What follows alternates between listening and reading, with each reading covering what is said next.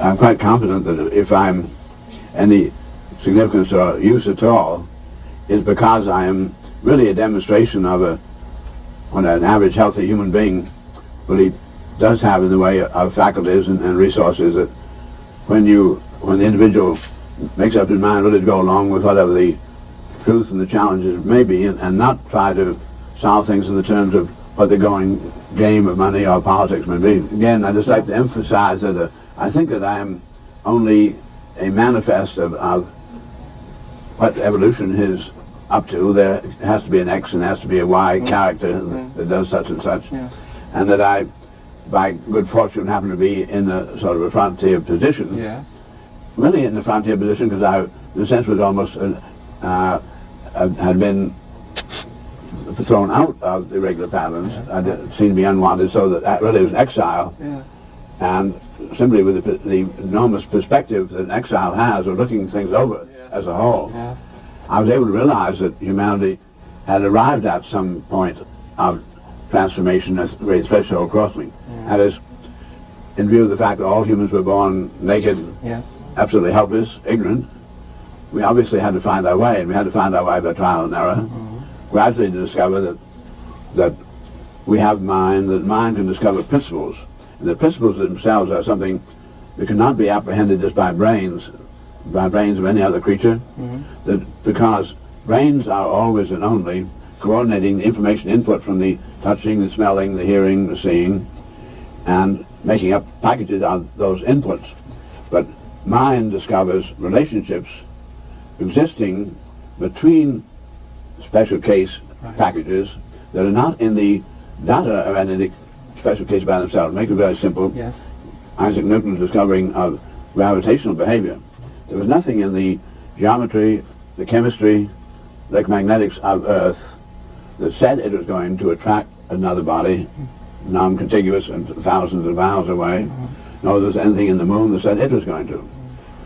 That there was then such an attraction occurring, and that this interrelationship varied exponentially as a second power of the relative proximity. If you had how the distance between the two interaction is fourfolded or doubled away to reduce 1/4 of what it was. There was nothing in either body by itself that said there was going to be such an interaction, certainly not saying it was going to vary and vary exponentially.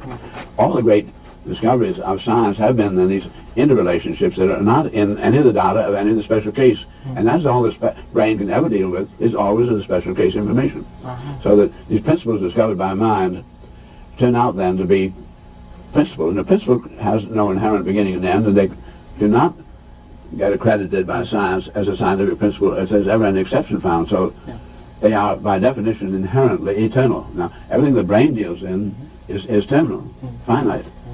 So that we have mind and mind alone, which human beings have, that no other phenomenon we know in the universe has, which has some access to some eternal principles operating in the universe.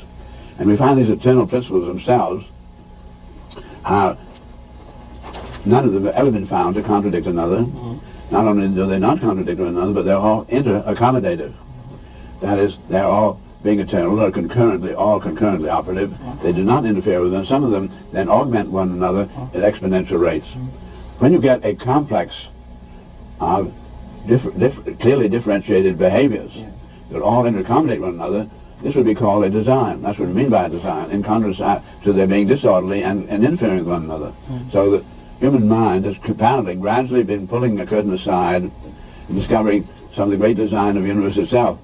That we on board of our planet, tiny as we are, our planet couldn't be smaller, tiny little, to you and I big, but to in astronomical figures, 1/100th of the diameter of the sun, and the sun is a rather small star, is one of 100 billion stars in our galaxy. We now know of 1 billion such galaxies. When we get into distances and magnitudes here, where our little planet could not be more negligible, and you and I are invisible on our planet, therefore the little human beings on board of that planet, invisible, negligible in the size of the universe, have the capability to discover a principle by virtue of which we've discovered the principle of optics and refraction of light. Therefore, we can make a telescope, and make that telescope.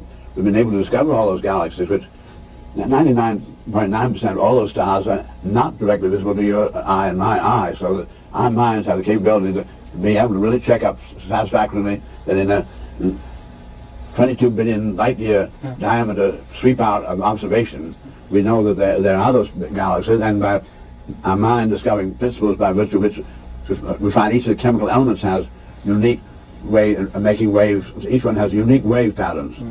And with the spectroscope, we're able to then take all that light from all those stars and invisible to us.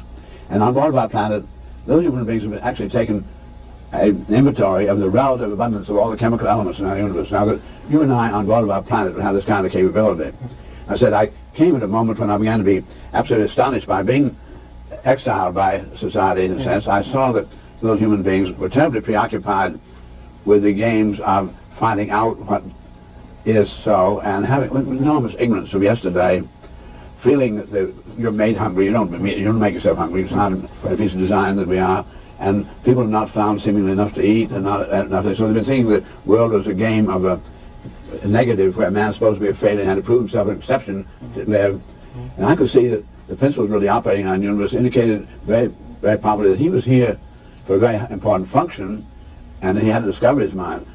And realizing about the time that I'm in this kind of awareness that we had to invent a lot of words to describe our view, our communicators you and I are sitting here doing. The Oxford Dictionary, latest edition, has about 100,000 words, indicating that little human beings in their trial and error have discovered over 100,000 nuances of information that were so different that they really needed their own word. And that they've been able to agree on 100,000 words, knowing how difficult it is for human beings to come to an agreement that agreed on 100,000 words, again seemed to be an incredible victory. That I felt then that here I was coming into a picture of man on board of our planet after millions of years, having this beautiful vocabulary, so you and I can communicate these experiences, and out of those experiences we can discover principles, and we're here to employ those principles quite clearly in a universe where we have importings and exporting. All the stars are exporting energy, giving it off in enormous ways. However, we also discovered as of this century that apparently no energy is either created or lost, so therefore the universe is eternally regenerative. It's the only and the minimum perpetual motion invention. And to have such an extraordinary invention with all the permitted 92 chemical element behaviors and all the different frequencies associating, all the intertransformings that can go on, and always going on, never ceaselessly, and yet it has such an integrity that nothing gets lost. It would very clearly then, the exporting means that there must be importing places. And but these stars are all visible to you and I because the energy they give off, exporting. We would not be able to identify an importing center off in space because it wouldn't give off anything to be identified by, unless we happen to bounce a signal off it. But it takes so many minutes before to get there, and coming back, we're not really able to do much about it. But our own planet, we discover, is a place where the energies of the universe are being collected, where the sun radiation being pounded by the vegetations and the algae, and converted by photosynthesis, beautiful, orderly molecular structure, making hydrocarbons out of disorderly receipts. Therefore, this is quite clearly the place where the biologicals are taking the energies, sorting them out, turning them into orderly structure, and burying them ever more deeply, we call the fossil fuels.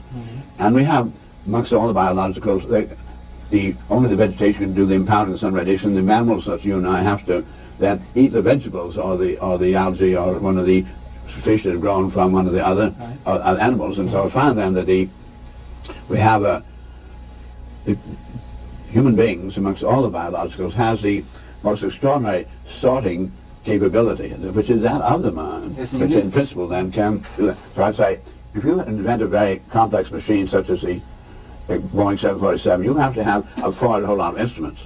Those instruments are telling you about all the stresses, strains, heats, and relative pressures, and then you once in a while discover something on those information that says, in fact, the lack of information, so the pilot's got to take over from automatic, and only by virtue of his access to the principle of the universe can he possibly save the ship.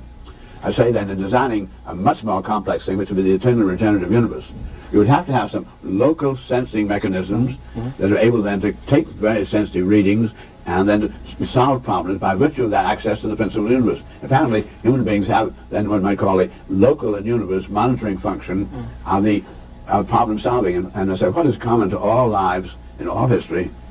Problems, problems, problems. We're here for that. And when we play games such as baseball, you knock something out and it's disorderly. Then how do you convert it orderly as quick as possible in the first place, wherever you throw it? So that our game on our planet is problem solving.